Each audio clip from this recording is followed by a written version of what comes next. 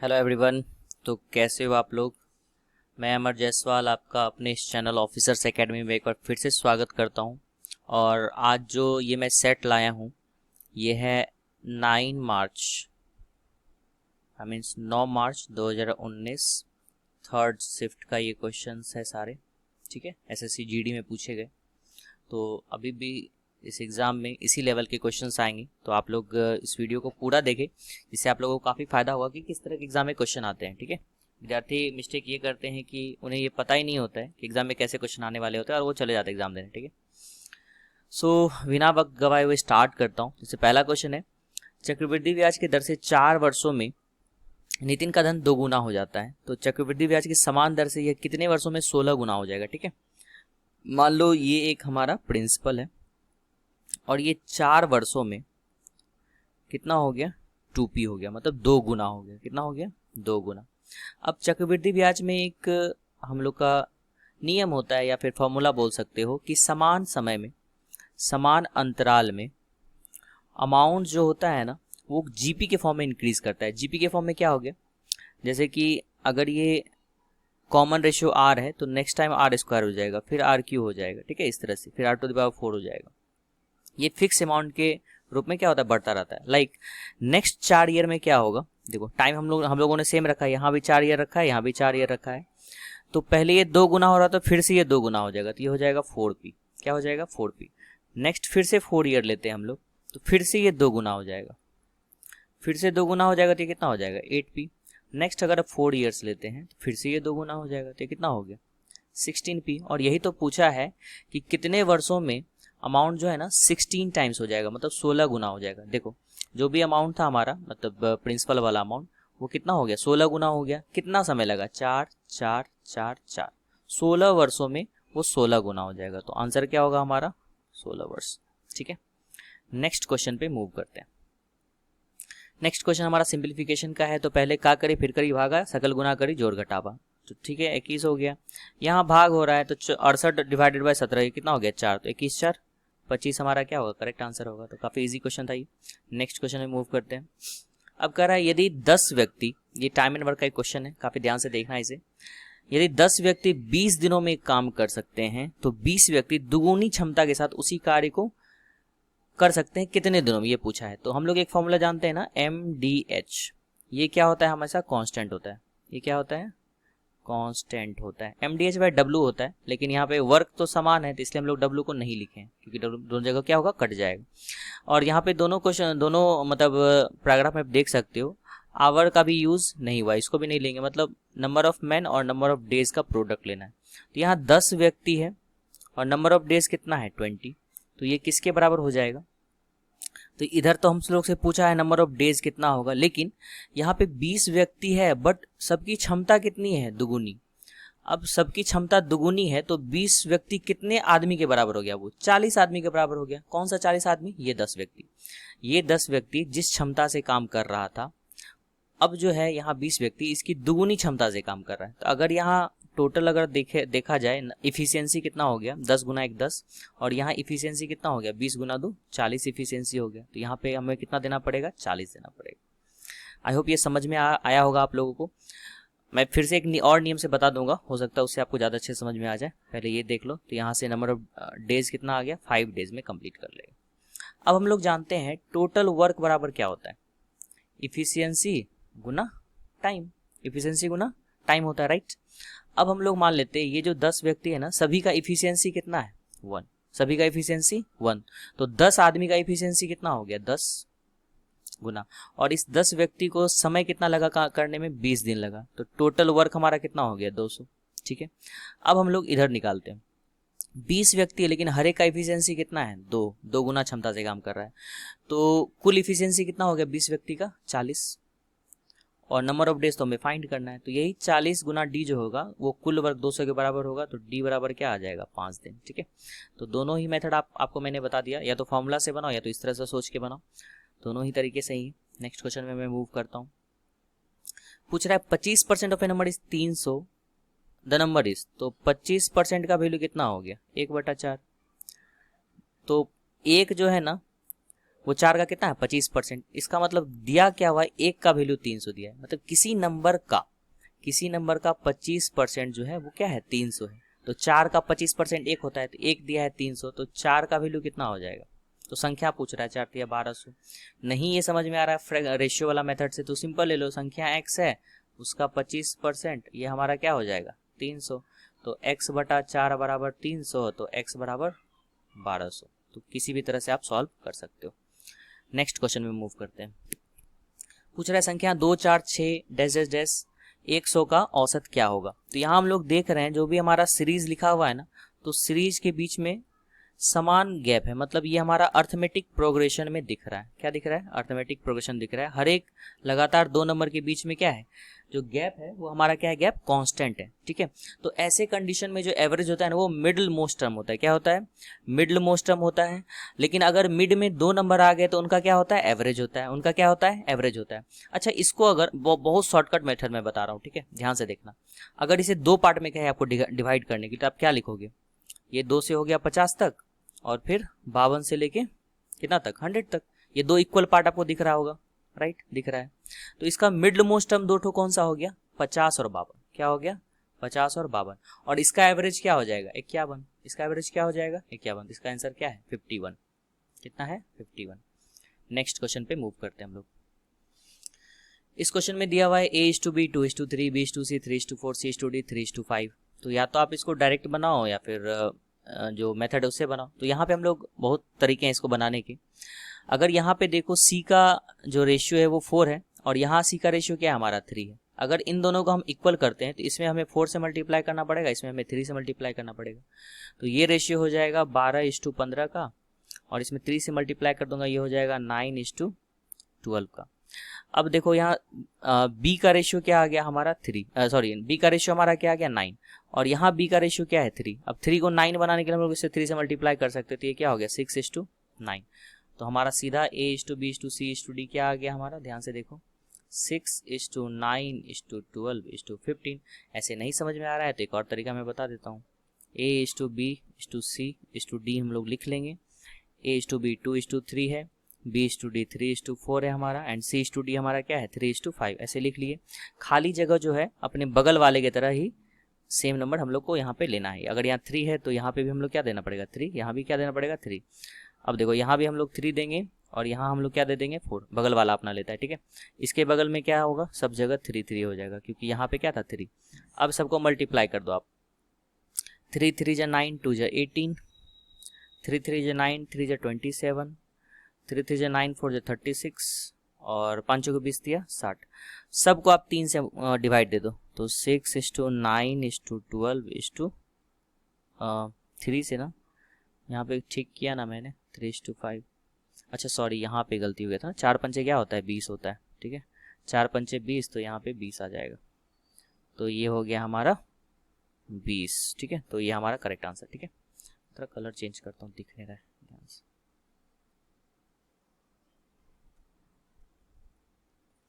Next question पे move करते हैं हम लोग। ठीक है, यहाँ पूछ रहा है 20 25 35 15 A:30 का औसत 22.5 है। तो अगर औसत 22.5 है तो कुल योग क्या होगा, इन सब का कुल योग कितना हो जाएगा, तो इसका औसत गुना मतलब जो भी हमारा ऑब्जर्वेशन है उसका संख्या। तो ऑब्जर्वेशन कितने हैं 6 ऑब्जर्वेशन, तो इसको मल्टीप्लाई करते हैं 6 से, तो कुल योग कितना आ जाएगा 6 पंजे 30 का 0 बाकी 3, और 6 दूना 12 3 15 5 बाकी 1, 6 दूना 12 1 13, 135। अब 135 जो है ना इन सब के सम के बराबर, इसको सीधे मुंह से ही ऐड करते हैं। 3 + 20 50, 50 20 50 20 70 70 30 100 110 110 प्लस 15 मतलब 125 प्लस A। तो A बराबर हमारा कितना आ गया, सॉरी 10। A बराबर क्या आ जाएगा, सिर्फ और सिर्फ 10। नेक्स्ट मूव करते हैं अगले क्वेश्चन पे हम लोग। अब कह रहा है क्वेश्चन में बिक्री के लिए एक वस्तु का अंकित मूल्य 240 है। 240 क्या है, अंकित मूल्य, और इस पे 2 क्रमागत छूट दे रहा है 10% और 5% का। ठीक है, तो वस्तु का विक्रय मूल्य क्या होगा, SP पूछ रहा है। तो MP गुना 100 माइनस डिस्काउंट परसेंट कितना हो गया 90%। 90% को हम लोग 9/10 लिख सकते हैं, इंटू 100 माइनस डिस्काउंट परसेंट, तो ये हो गया 95% को हम लोग 19/20 लिखते हैं। काट दो, 0 से ये 0 कट गया, और कट तो रहा है, किसे कटेगा, 4 से कटेगा, 4 पंचे 20, 4 छके 24, तो ये कितना आ गया 19 नवा 171 गुना 6/5, तो 6 हो गया, 17 छके 102/5, तो 5 दूना 10, 5 25, 25 और 5 दूना 10, 205.2 रुपया इसका क्या हो जाएगा, SP हो जाएगा। ठीक है, काफी इजी क्वेश्चन था। नेक्स्ट क्वेश्चन में मूव करते हैं हम लोग। अब पूछ रहा है, यहाँ बोल रहा है यहाँ पे 85 मीटर और 155 मीटर लंबी दो रेलगाड़ियां समांतर पटरियों पर विपरीत दिशाओं में क्रमशः 62 किलोमीटर प्रति घंटा और 82 किलोमीटर प्रति घंटा से चलती है। देखो, एक गाड़ी इधर से इधर को जा रही है 62 किलोमीटर पर आवर से, ठीक है, और एक गाड़ी इधर से इधर आ रही है 82 किलोमीटर पर आवर से। ठीक है, दोनों का लेंथ अलग अलग दिया हुआ है, एक का लेंथ है 85 मीटर और दूसरे का लेंथ है 155 मीटर। तो वो दोनों एक दूसरे को कितनी देर में पार कर लेगी, तो ये रिलेटिव स्पीड वाला क्वेश्चन है। तो जब दो गाड़ियां एक दूसरे के विपरीत दिशा में जाती है, किस दिशा में जाती है, विपरीत दिशा में, तो रिलेटिव स्पीड जो होता है ना, उन दोनों की स्पीड का सम होता है, उन दोनों की स्पीड का सम होता है। तो रिलेटिव स्पीड कितना हो जाएगा, 62 प्लस 82, ये कितना हो गया 4 814, 144 किलोमीटर प्रति घंटा। अब इसको मीटर पर सेकंड में बदलेंगे तो 5/18 से गुना करना पड़ेगा, 18 8 144, 8 पंचे 40, तो ये 40 मीटर पर सेकंड क्या आ गया, रिलेटिव स्पीड। कुल दूरी कितना तय करेगा, कुल दूरी हम लोग का तय जो हो जाएगा इन दोनों के लेंथ का सम, ट्रेन का लेंथ का सम जो होगा वो कुल दूरी तय करेगा। तो 155 प्लस 85 ये कुल दूरी हो गया, गुना रिलेटिव स्पीड 40 हो गया, और टाइम लगा t, यही निकालना है t। इन दोनों को जोड़ने पे हमें 240 मिलेगा और 40 इधर नीचे आ जाएगा डिवाइड में, तो t बराबर कितना आ गया 6 सेकंड। 6 सेकंड हमारा क्या होगा, करेक्ट आंसर। नेक्स्ट क्वेश्चन पे मूव करते हैं। एक कमरे की लंबाई चौड़ाई ऊंचाई 4:3:2 है। ठीक है, तो लंबाई को मान लेते हैं हम लोग 4x, चौड़ाई को मान लेते हैं हम लोग 3x और ऊंचाई को मान लेते हैं हम लोग 2x। ये है L, ये है B और ये है H। अब 10 रुपये प्रति वर्ग मीटर फर्श के लिए कालीन बनाने का लागत 480 रुपया है। अब यहाँ देखो यूनिटरी मेथड लगाएंगे, 10 रुपये में 1 मीटर स्क्वायर कालीन बन जाता है। ठीक है, कमरे की ऊंचाई, हाँ ठीक है। तो अब देखो तो कितना रुपया टोटल खर्चा हो रहा है, 480 रुपया खर्चा हो रहा है। तो 480 रुपया में कितना मीटर बन जाएगा, कितना मीटर स्क्वायर बन जाएगा कालीन, देखो ध्यान से, तो 48 मीटर स्क्वायर क्या बन जाएगा, कालीन बन जाएगा। और कालीन कहाँ बिछता है, फर्श पे हमारा, और फर्श पे जो है लेंथ और ब्रेथ होता है, क्या होता है, लेंथ और ब्रेथ। इसका मतलब जो कालीन का एरिया जो होगा ना, इस रूम के फर्श के एरिया के बराबर होगा। तो इस फर्श का एरिया कैसे निकालेंगे, 4x गुना 3x, मतलब ये हो गया 12x स्क्वायर बराबर 48। तो x स्क्वायर बराबर 4 और x बराबर 2। अब निकालना है हाइट, हाइट हमारा क्या है 2x, मतलब 2 गुना x का वैल्यू 2, ये कितना आ गया 4 मीटर इसका क्या हो जाएगा हाइट इस रूम का। नेक्स्ट क्वेश्चन पे मूव करते हैं हम लोग। इस क्वेश्चन में कर रहा है ट्रेन 18, ये एक नाम है, ठीक है, कंफ्यूज नहीं होना है। The speed of train 18 is 180 kilometre per hour, distance covered by it in 10 second. ठीक है, तो ट्रेन 18 एक नाम है, इसका स्पीड जो है 180 किलोमीटर पर आवर है। इसको अगर मीटर पर सेकेंड में बदले 5/18 से गुना करना पड़ेगा, तो ये आ गया 50 मीटर पर सेकेंड। और टाइम दिया हुआ है हमें 10 सेकेंड। टाइम स्पीड दिया है तो डिस्टेंस कितना होगा, स्पीड इंटू टाइम, 50 गुना 10 500 मीटर। और इसी को अगर किलोमीटर में पूछे तो हाफ किलोमीटर, 500 मीटर बराबर कितना होता है, हाफ किलोमीटर। नेक्स्ट क्वेश्चन पे मूव करते हैं हम लोग अब। ये एक सिंप्लीफिकेशन का क्वेश्चन है। तो यहाँ पे क्या दिया हुआ है, 11 square plus 11 to the power 4 divided by. अब देखो पहले ऑफ बोर्ड मास होता है ना, बोर्ड मास पड़े हो गए, तो ब्रैकेट, फिर के ब्रैकेट बाद ऑफ, ब्रैकेट कहीं नजर नहीं आ रहा तो किसका हम लोग यूज करेंगे, ऑफ का। तो ऑफ हमें यहाँ दिख रहा है, तो अगर 2 नंबर यहाँ पे 2 नंबर का बेस सेम है तो पावर क्या होता है, जुड़ जाता है। तो यहाँ पावर 3 है और यहाँ पावर क्या है 4 है, तो यह क्या हो जाएगा 11 टू द पावर 4 माइनस 11। उसके बाद क्या है डिवाइड, ऑफ के बाद क्या होता है डिवाइड करेंगे। डिवाइड करने पे हमें क्या दिख रहा है, 11 to the power 4 by 11 to the power 4 आ गया माइनस 11, दोनों कट के क्या आ गया 1।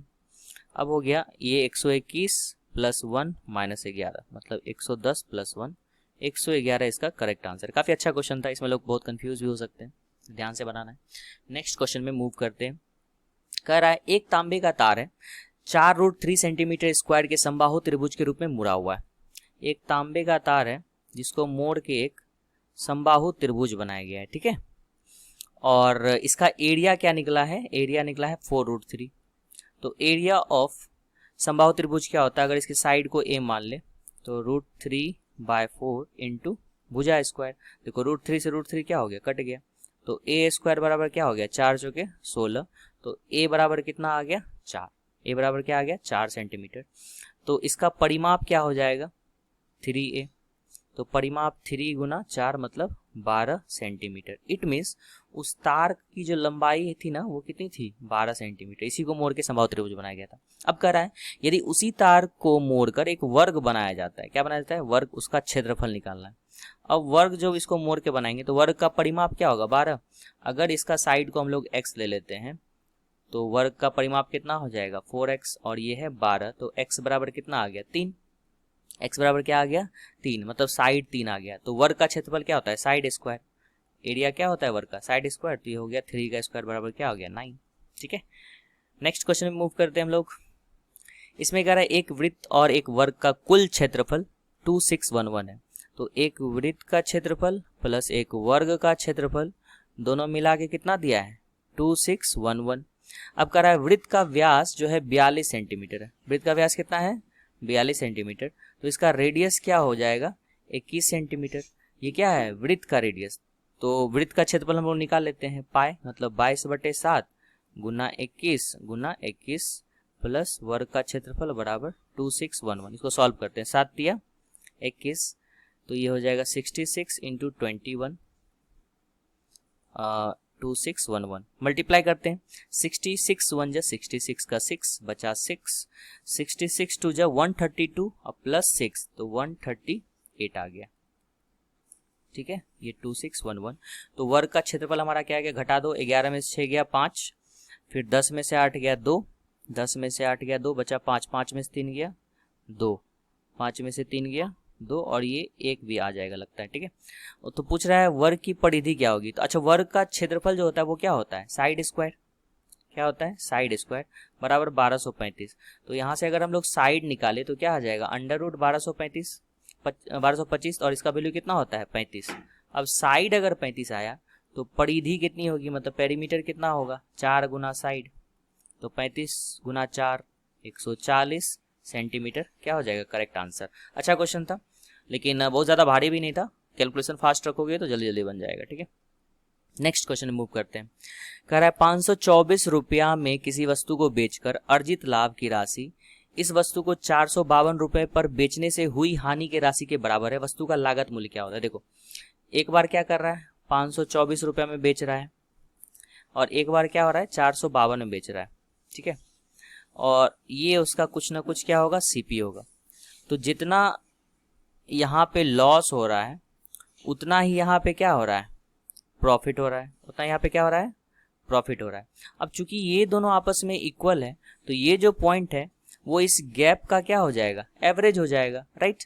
तो पहले इन दोनों का डिफरेंस निकालते हैं, सॉरी एवरेज निकालते हैं। एवरेज निकालने के लिए क्या करते हैं, इन दोनों को जोड़ के 2 से डिवाइड दे देंगे। तो 524 प्लस 452 जोड़ो, इसको कितना आता है, 4 2 6, 5 2 7, 5 4 9, और इसका एवरेज निकालने के लिए 2 से डिवाइड दे दो। 2 से डिवाइड देने पे क्या आ गया, 2 चौके 8, 2 अट्ठे 16, 2 अट्ठे 16, मतलब सीपी कितना आ गया, 488। नेक्स्ट क्वेश्चन पे मूव करते हैं। इसमें दिया हुआ एक वृत्त त्रिज्या 8 सेंटीमीटर के साथ, जिसमें 8 सेंटीमीटर आधार के साथ एक त्रिभुज के क्षेत्रफल के बराबर, ऊपर पढ़ते हैं इंग्लिश में, हिंदी समझ में नहीं आ रहा है इसका। A circle with radius 8 centimetre, एक सर्किल है इसका रेडियस क्या है, 8 centimetre, which has the area equal to the area of triangle with base. अच्छा, एक सर्किल है और एक ट्रायंगल है, ठीक है। इन दोनों का एरिया आपस में क्या दिया हुआ है, इक्वल दिया है, और इसका रेडियस हमें गिवन है 8, और इसका बेस क्या दिया है, 8 सेंटीमीटर। तो पूछ रहा है कि इसका जो बेस का करस्पॉन्डिंग हाइट होगा ना, ये हाइट कितना होगा, ये पूछा जा रहा है, ओके। तो इसका एरिया क्या होता है, पाई इंटू आर स्क्वायर, ठीक है। और इसका एरिया क्या होगा, half into 8 into H, okay. तो यहाँ से अगर देखा जाए तो 2 4 जा 8, और यहाँ से अगर 8 8 64 हो गया ना, 8 का स्क्वायर, 64 को अगर 4 से काटेंगे तो ये 16 आ जाएगा। कितना आ जाएगा, 16।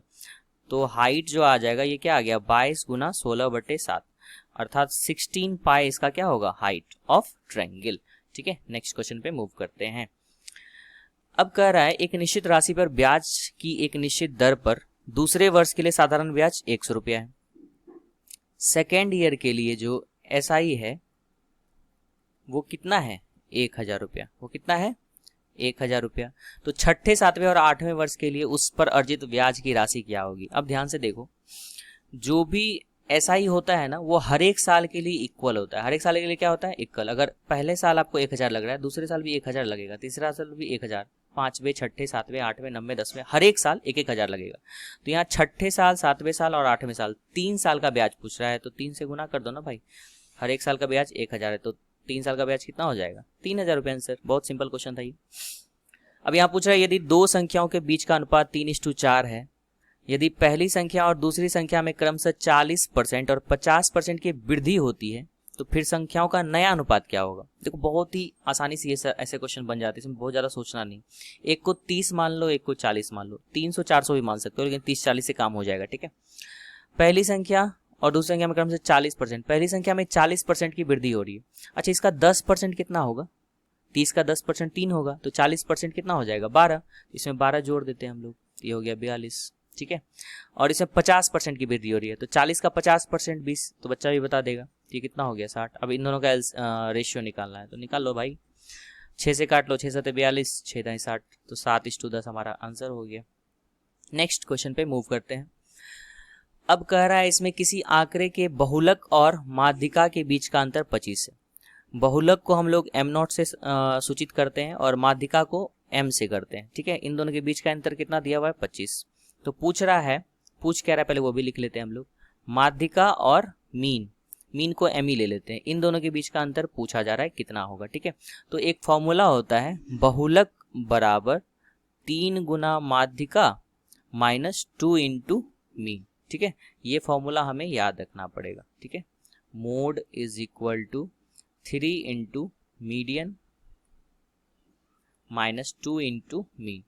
तो इन दोनों फार्मूला के, इस फार्मूला के हेल्प से ही बनेगा ये क्वेश्चन। तो देखो, तो इस फार्मूला का यहाँ यूज करते हैं, तो मोड बराबर 3 into mean minus 2, 3 into median minus 2 into mean. अब देखो जो हमें फाइंड करना है, क्या उसमें बहुलक है, m0 है कहीं, इसमें नहीं, तो m0 को हमें एलिमिनेट करना पड़ेगा इससे और इससे। तो फर्स्ट वाले से अगर m0 का वैल्यू निकाले तो वो क्या आ जाएगा 25 प्लस मीडियन, 25 प्लस m, और इधर क्या है 3m माइनस 2m। अब देखो 25 को इधर ही रहने दो, इस m को उधर भेज देते हैं और m को राइट साइड भेजेंगे, घट जाएगा, 3m में से एक m घट गया तो 2m आ गया, और ये 2 मीन। अब देखो 25 बराबर, इसमें से 2 कॉमन ले लेते हैं तो क्या बच गया m माइनस m। 2 से इसको डिवाइड दे दो इधर, ये कितना हो गया 12.5। तो हम लोगों ने क्या देखा कि मीडियन और मीन का जो डिफरेंस है ना वो क्या आया 12.5 आया। ठीक है, आई होप ये समझ में आ गया होगा। ये फॉर्मूला आप याद करना, काफी इंपॉर्टेंट फॉर्मूला है। ठीक है, नेक्स्ट क्वेश्चन पे मूव करते हैं हम लोग। इसमें कह रहा है 4 अंकों की सबसे छोटी संख्या कौन सी है जिसे 5, 6, 8 से भाग देने पर प्रत्येक दिशा में 2 शेषफल बचे। तो ऐसे कंडीशन सबसे पहले जो संख्या दिया जाता है उसका हम लोग एलसीएम निकालते हैं। क्या निकालते हैं एलसीएम, तो 2 से लगाते हैं, 2 तिया 6, 2 चौके 8 तो नहीं कट रहा है, 5 तिया 15, चौके 60, 2 ना 120, तो 120 को हम लोग डिविजर बनाएंगे। ठीक है, और 4 अंकों की सबसे छोटी संख्या क्या होती है भाई 1000 होती है। ठीक है, इसमें हम लोग पहले डिवाइड देंगे, 120 तो नहीं कट रहा है, 12 × 96, 12 × क्या होगा 96, अगर 8 लेते हैं तो 960, 4 शेषफल बच रहा है। ठीक है, तो हमको वो संख्या निकालना है जो 4 संख्या मतलब 4 अंकों की ओर कट जाए, तो 8 से लगाने पे कुछ ना कुछ शेषफल बच रहा है, तो इसको हम लोग किससे लगाएंगे 9 से लगाएंगे, 12 नंबर 108 मतलब 1080। ठीक है, और प्रत्येक दशा में क्या हो रहा है 2 शेषफल आता है, क्या आता है 2 शेषफल आता है, तो इसमें हम लोग 2 ऐड कर देंगे तो कितना आ गया 1082। अब इसको समझना है, 1082 में अगर हम लोग इसमें से किसी भी नंबर से डिवाइड देंगे ना तो हमें 2 शेषफल आएगा। क्या आएगा शेषफल 2 शेषफल आएगा। अब बोल रहा है कि 4 अंकों की वो सबसे छोटी संख्या कौन सी है जिसे 5, 6 और 8 से भाग देने पर प्रत्येक एग्जाम 2, मतलब ये इन तीनों से वो काटने पर क्या हो जाए 2 शेषफल बचे, इसलिए ऐसा करते हैं हम लोग, इसमें 2 ऐड करते हैं। ये नंबर क्योंकि परफेक्टली डिवाइड हो रहा है 5 से भी, 6 से भी, 8 से भी, अब शेषफल 2 बचाना है तो उसमें 2 ज्यादा एक्स्ट्रा होना चाहिए, तभी तो वो शेषफल 2 बचेगा ना। तो आई होप ये क्लियर होगा। नेक्स्ट क्वेश्चन में मूव करते हैं हम लोग। अब बोल रहा है स्प्राइट और पानी का अनुपात 2:5 है। ठीक है।